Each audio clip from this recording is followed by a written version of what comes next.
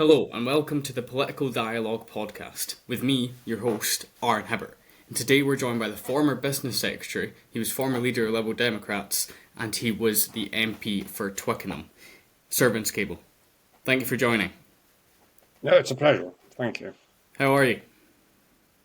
Very well. I'm taking the day off. As you can see, I'm not looking very formal. I'm sitting in my wife's farm in the middle of the New Forest.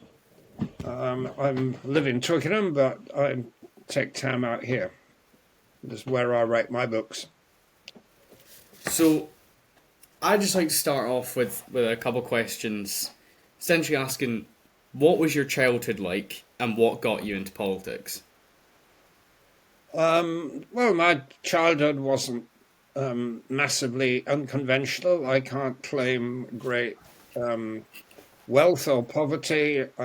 It wasn't particularly deprived or particularly privileged. I was just a sort of low middle class, highly motivated family. My parents were both factory workers who worked hard and saved hard and got their own house. And my dad rose steadily in the professions from being a manual worker to being a lecturer at a tech college. And they imbued in me a high sense of the value of education, passing exams, which I duly did.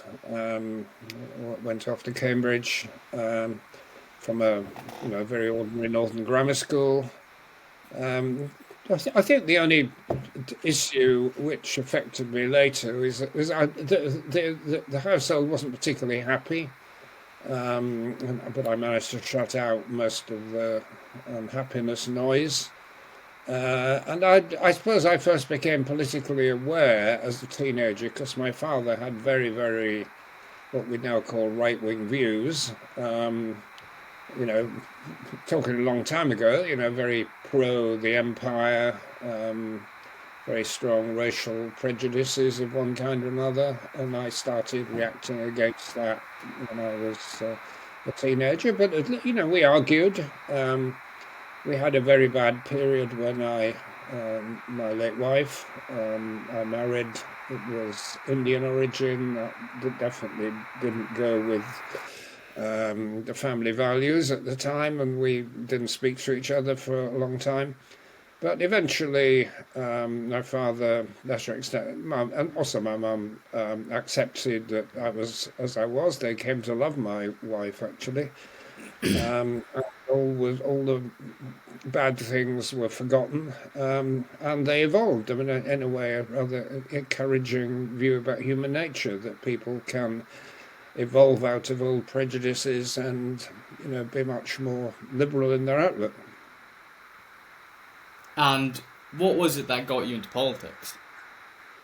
Well, I started at university. I was actively involved initially the Liberals at university. That was a matter of choice. I thought it was a midway between my father's hard right views and the kind of extreme left Marxist approach to socialism, which is what I encountered at university.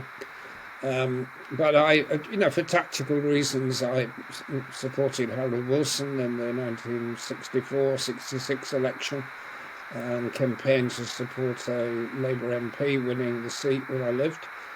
Then I came to live in Glasgow, and I got kind of politically, I suppose, radicalised in a way, got involved in many of the issues in the city around bad housing, the Upper Clyde shipbuilders. Because of my wife, as much as anything else, I got heavily involved in anti-racism campaigns. Those were the days of Enoch Powell's Rivers of Blood speeches. And my wife came from East Africa, one of the areas where they were trying to keep out people of colour. I joined the anti-apartheid movement. And I found the best way, since I lived in Glasgow, the best way of channeling this was through the Labour Party. And the Labour Party put me to stand for Parliament in 1970. I also stood for the Glasgow City Council and won. I'm not quite sure how I got adopted for the Safe Labour Ward in Glasgow, but I did. And played 3 to 4 years, a major role on Glasgow City Council. I chaired some of the major committees, and it was a real, University of Life experience. So, you ended up being elected as a Lib Dem MP in 1997, am I correct in saying? Yes. Well, that was 30 years after I first got involved as a candidate in Glasgow. There's almost a half a lifetime in between. And during that time, initially I was quite content in the Labour Party. It was a period when I worked for John Smith as his political advisor. I had a lot of admiration for him. And people like that in the Labour Party I felt very comfortable with, and had the Labour Party stayed that way, I would have never left the Labour Party probably. But there was the uprising in, call it that, Civil War, 1979-80, when the hard left tried to take over the Labour Party. And by then I'd moved to London, and certainly in London, some pretty wacky far left people were taking over local constituencies, including the one I was in. And most people who belong to what you call the Social Democratic wing of the Labour Party left to join the SDP, and I was one of them. And I stood as an SDP candidate, York, 83 and then 87, and as a local council candidate. And of course the SDP merged with the Liberals to form the Liberal Democrats, so that accounts for my trajectory since. And you say one of the main reasons that you left Labour is it being sort of taken over by hard left figures. Seeing Tony Blair become leader and sort of having that return, or even the most sort of centrist or right wing that you could say the Labour Party's ever been, did you ever actually regret that? Regret not being involved in New Labour? No, not at all. It's partly a geographical reason. I lived in suburban London, where the Labour Party had effectively become extinct. Most what you loosely call progressive voters voted for the Lib Dems. They'd already run my local council and areas adjacent to it, like Kingston, Sutton, and so on.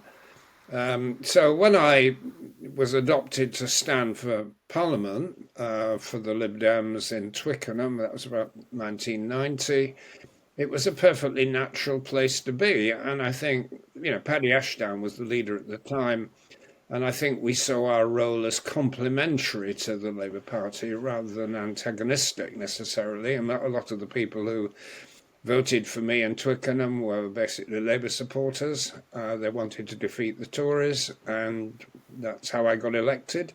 Mixture of Liberal and Labour supporters, and that's how I built up my power base. And most of my Lib Dem colleagues were in a similar position. And there's been an echo of that in 2024. Almost every single Lib Dem MP got elected at the last election by defeating Conservatives. And our position was and is, I think, essentially complementary to the Labour Party rather than as a fundamental competitor. So that's actually quite interesting. That brings me to my next question. As we reach 2010, and the Lib Dems decide to go in a coalition with the Conservatives, and you're saying you almost saw the Lib Dems as a complementary to the Labour Party. Would you have preferred what Gordon Brown was saying, is we'll have Labour and the Lib Dems and a load of Liberal independents, and to form this sort of rainbow coalition, sort of messy government? Well, that was an issue we and I personally sort of agonised about at the time. Certainly emotionally, I certainly would have been much happier in a coalition with Gordon Brown and the Labour Party. I like Gordon, great admirer of him. We had our public sparring, but actually we saw eye to eye on many things. So the question then arose as to what happened in the few days after the 2010 election. It was two things. First of all, the arithmetic of the election. I think if the Labour Party had got, say, 10 more seats and the Tories 10 less, it would have been easy to form a stable government with Labour and possibly few others, Greens or something. But that wasn't possible. The arithmetic didn't allow it. And the only stable government actually was in a coalition with the Tories. The second factor which was crucial actually, was we were in the middle of a financial crisis. It was in the aftermath of the great crash, 2008. The banking system had gone down. The British economy was in a terrible position. Certainly was impressed upon me by key civil servants in the government that we had to have political stability, otherwise the economy was going to be in desperate trouble. And I think we felt that in the national interest we had no alternative but to work with the Conservatives. Though it wasn't our natural choice, and as I've said both before and more recently, a different kind of political dynamic was at work. But in 2010 we had no alternative, I think. So, ideally, was your mindset sort of, well, you look at Gordon Brown and Alistair Darling, both people that are quite experienced in economics, and then you've got George Osborne and David Cameron, who have never even been in government or anything of the likes. So is that part of the reason why you would prefer that, since they're both quite experienced in the area? It wasn't really a choice. I mean, if we'd been able to sit down dispassionately and say, well, who do we agree with on these issues and those issues? Certainly me, and many of my colleagues, but maybe not Nick Clegg. I mean, he had a somewhat different approach to politics. But I think the majority of us would have felt more comfortable with the Labour Party. But that's not how politics goes. I mean, you deal with, you've got the hand you're delivered with, and you have to react to that. And actually, there wasn't a fundamental divergence in economic policy between all the major parties in 2010. A great deal has been made very mischievously about, vast differences on public sector cuts and so-called austerity. But actually, if you looked at the Labour Party plan in 2010, Alistair Darling's rescue plan for the British economy, wasn't very different from what we were doing. It involved, I think, in their case, 7 years, in our case, 5 years, 4 or 5 years of public sector consolidation, as it's technically called, very painful combination of public sector cuts and tax raises. We had no choice. I mean, the economy was in serious problems of debt, lack of external confidence. Certainly the coalition leaned more heavily on cutting public sector spending than taxation, and maybe with a Labour-led administration, the balance would have been a bit different, but not enormously different. So, retrospectively, obviously you were George Osborne's, what some people would have called you at the time as right-hand man. You were the business secretary and the treasury spokesperson of the Lib Dems, and looking back on that, considering what happened between 2010 and 2015, especially with the role, or perhaps lack of role, of the Lib Dems fighting for what perhaps they promised to do you regret that, or going back, knowing what would happen, would you still do that again? Would you still? I think we would have had no alternative but to do what we did. The only practical alternative would be to sit out the government and do a supply and confidence motion or something of that kind. But what the Tories would have done would have been to have called a second election in the autumn of 2010, and they would have wiped the floor with us and probably the Labour Party as well. So you'd have got what you got anyway. The thinking in the Lib Dems that we could moderate what the Tories were proposing to do, and we did. I mean, a whole lot of things have happened that people regret, but actually it would have been much worse, I think, had we not been there. I certainly wasn't George Osborne's right-hand man. I was in a perpetual tension with him about policy matters. Actually got on quite well with the guy. I didn't dislike him. We had a good rapport. But I was very strongly in favour of more public sector investment to keep the economy stimulated. He disagreed. It wasn't intellectual disagreement, but simply the Treasury view was that we simply couldn't because the bond market wouldn't accept it. But anyway, I kept pushing in the government for that. In many other areas, like industrial strategy, I was pursuing a much more interventionist approach than he and the other Tories wanted, but nonetheless, in a coalition, you win some and you lose some, and I had quite a lot of wins, I think, in terms of policy. So, on that, what do you think is your biggest achievement and your biggest regret from being in government? Well, I think the positives. We first of all, we did a lot of fairly radical bank reform that would not have happened had we not been in the coalition. The whole ring fence of the banking system, for example, was something I pushed for very aggressively, and we got that. It did happen. The banks are much safer now than they were or would have been. Secondly, I launched quite an ambitious industrial strategy. We put a lot of money into aerospace, the automobile industry, life sciences. Very successful, long-term thinking, public-private sector working together. I set up the British Business Bank, which is still there, performing a very important role in plugging the borrowing needs of small companies. I set up the Green Investment Bank that gave a big push towards renewable energy, North Sea particularly. Set up the Catapult Network, which operates now all over the country and acts as a kind of incubator for new technologies in a wide variety of areas. That's still there. So yeah, there were not things I anticipated when I went into government, but at the end of it, there were positive accomplishments. Okay, so eventually in 2015, people weren't happy. Some people weren't happy with the performance of Lib Dems in government, and there was essentially, this almost electoral wipeout of the party. It suffered a really bad defeat, including you losing your seat. And then get to 2017, you win your seat back, and shortly after, you become leader.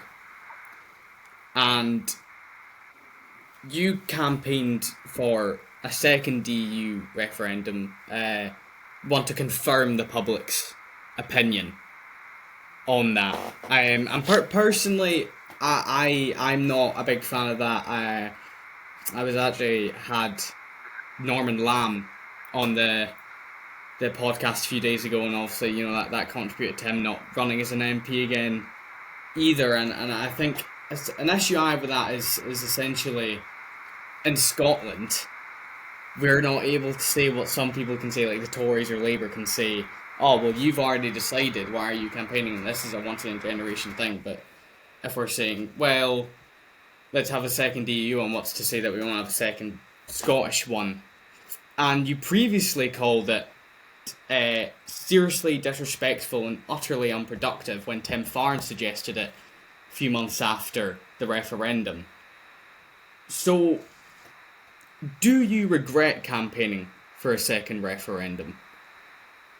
No, I don't. But there were elements that were not very satisfactory. As and you put your finger on some of them. Initially, I shared the scepticism of Norman Lamb and Tim Farron.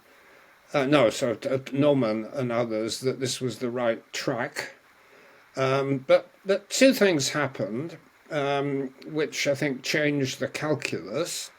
The first, which was crucial, was that Theresa May, in a Lancaster House speech, distance said it was simply not going to happen that Britain would stay in the customs union, the single market. I think many of us, and Norman Lamb was a very good advocate of this, had argued that, well, we accept the results of the referendum and we have a soft Brexit. We remain essentially in the main economic trading domains of Europe. And we accept the fact that in other respects we leave. And that struck me as being a sensible position. But I was fundamentally changed from that when Theresa May said, we're going to go for a hard Brexit. And we didn't just go for a hard Brexit, we went for an ultra-hard Brexit once Johnson had taken over. And it seemed to me this was not what the referendum had been all about. A lot of people had felt that there were particular issues around migration and that maybe the European Union had overreached itself.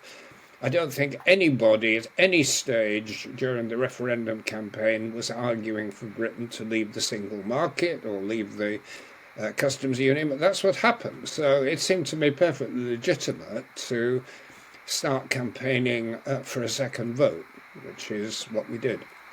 And I remain in some, and people like Norman Lamb, I think, continued to argue, well, there's no point pushing for it, and we disagreed on that. But I thought that Theresa May had moved the goalposts in such a radical way that it justified it. So, I mean, on that topic, the main Leave campaign was considered to be led by figures like Boris Johnson. But, I mean, personally, I would think that the most influential character in that would have been Nigel Farage. Would he have not been happy with more of a harder Brexit, and is he not what influenced most people who voted Leave to vote Leave? Well, it's arguable as to who had the biggest... Certainly, Nigel Farage had this sort of drumbeat of anti-European, anti-migrant rhetoric for many years, and... that certainly helped provide an underlying kind of base of support. But I think it was the fact that Johnson and Michael Gove joined, who were sort of major figures in the Tory party, was crucial, and particularly this campaign on, we're going to take money from the European Union, put it into the health service. It was one of the most dishonest bits of campaigning in British political history, but it was extremely successful. But I think we shouldn't just focus entirely on what happened on the right.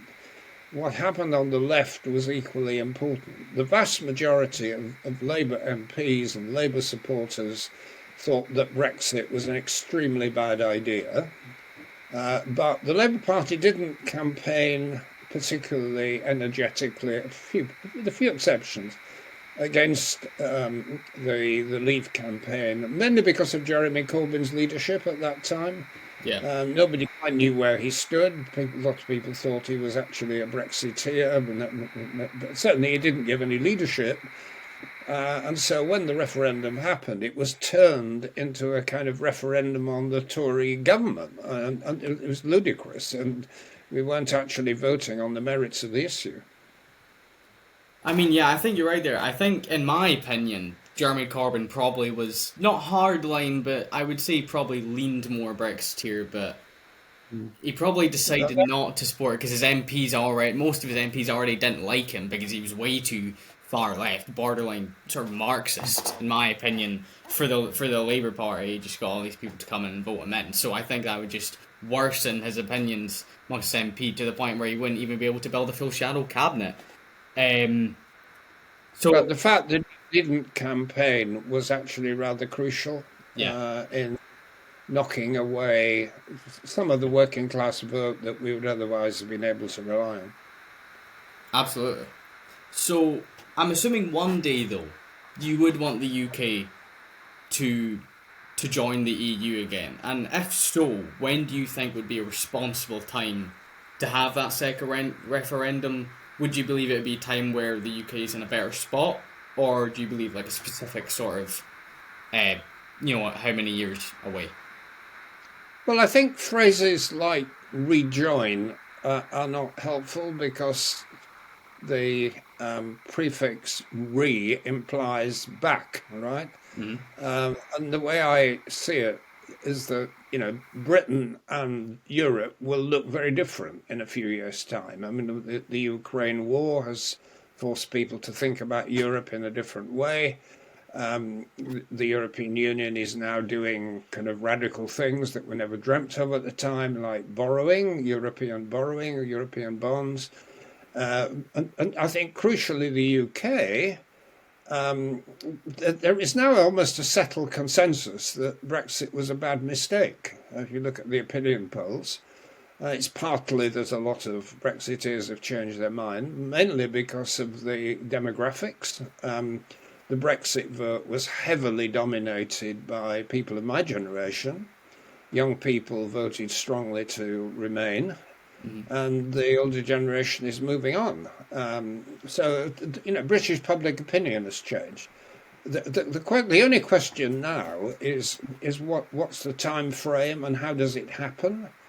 And I support what's currently going on to try and break down some of the practical barriers in the single market. I'm chairing a group within the European movement working with British business to try and identify areas where we can soften some of the negative impacts. The Lib Dems are arguing for rejoining the customs union, and I think sentiment of that kind will gradually grow. If anything, the problem is now on the European side. I mean, they've taken the view that Brexit is Brexit. It was a bad thing, but it's happened. They've got to live with it. They're not going to reopen the whole issue because the British keep changing their mind. So, in a way, that's as much of an obstacle as anything else. But I think within the 5 to 10 year time horizon, I would be very, very surprised if we're not talking about fundamental reshaping of our relationships with Europe in a more positive direction. Okay. So, Vince, it's now been 7 years since you were last leader of Liberal Democrats, and I believe 7 years since you were last an MP. And obviously, the UK is in a very different political landscape, a more different one than we've seen in over 100 years, really. And we've found ourselves in this sort of unique position where extremism is on the rise, and the Lib Dems have this opportunity, as, we call ourselves the centrist party, the moderate party, to combat against people like Zach Polanski and Jeremy Corbyn and Nigel Farage and Rupert Lowe. In that sense, what do you think the next steps for the Lib Dems should be in 2026? Well, I think the first point is exactly the way you put it, that we're in a unique position which hasn't really been matched since a century ago. A crucial year in the 20th century was 1924, almost exactly a century ago, which was one of a series of general elections when the Liberal Party effectively disappeared. Yeah. And was replaced by the Labour Party gradually. But the old Liberal Party disappeared, partly because it split in two, the Lloyd George faction and the Asquith people, partly because it was no longer terribly relevant. It represented sort of professional and business middle class, when its voters were working class people and they wanted somebody to be more authentic. So for a variety of reasons, the old Liberal Party disappeared, and we're now seeing something similar happening to the Tory Party for very different reasons, but I get a sense that most Conservative voters now identify much more with reform. The Conservatives have become somewhat discredited, and I wouldn't be surprised if they disappear in the way that the Liberal Party disappeared, either by being taken over or infiltrated or just simply replaced by the Reform Party. So you have that once in a century change. There's a second a factor at the present, which may not be permanent, but is certainly relevant, which is fragmentation, where we now have 5 parties, all with well over 10% of the vote. In Scotland, it's 6. In Wales, similarly. And there are even parties on the outside of that, on the far right, maybe odd bits on the far left as well, with Jeremy Corbyn's party competing with the Greens now. So we're getting serious fragmentation. But I think that will probably come to an end as we approach a general election on the first past the post system. So unless unexpectedly the Labour government suddenly decide we're going to have a referendum on the voting system and change it to something more European, the next election will be fought around groups of parties campaigning probably around tactical voting. And I can imagine Lib Dems and Labour, I think probably the Tories and Reform. I don't know where the Greens are, they're very maverick. But trying to overcome the fragmentation of the system by large-scale tactical voting. So that's the other big change I think we will see.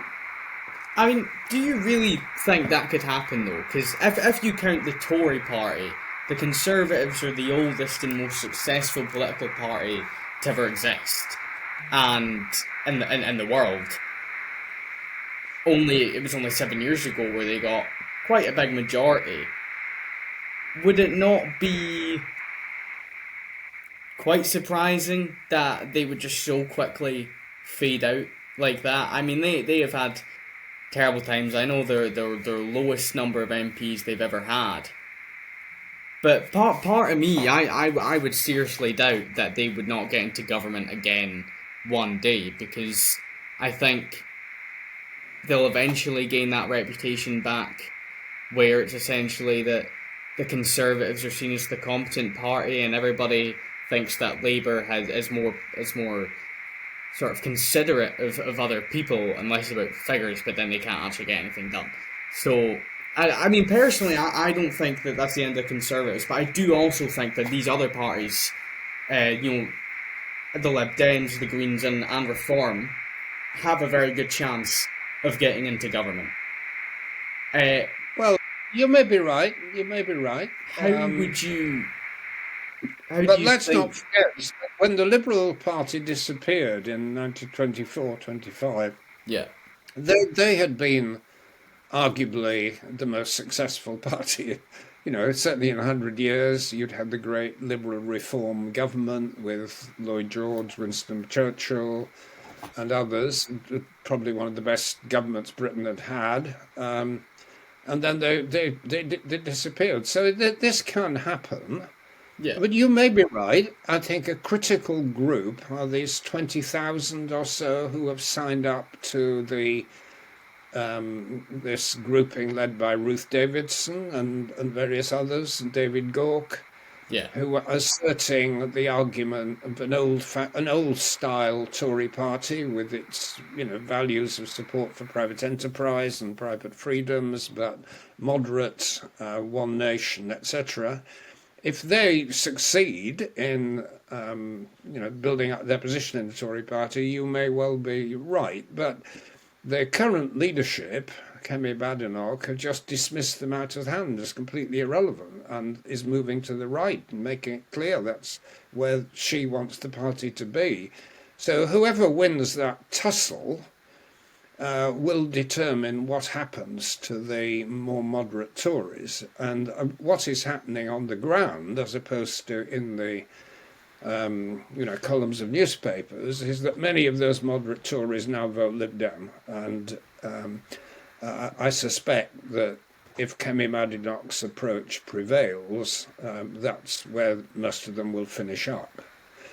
But the battle between the Tories and Reform is an interesting one. We don't know where it will go. I said to you a few minutes ago, I thought Reform would win, but they may not. They may simply implode. Farage is quite a combustible character. He has lost a lot of credibility by signing up these very discredited ex-Tory ministers. His Achilles heel may be the fact that he's been Trump's best friend, and everybody sees the disaster of the Trump administration. So it's possible that the old Tories could assert themselves, but I think as of now, I would have put money on the Reform Party to overtake the Tories.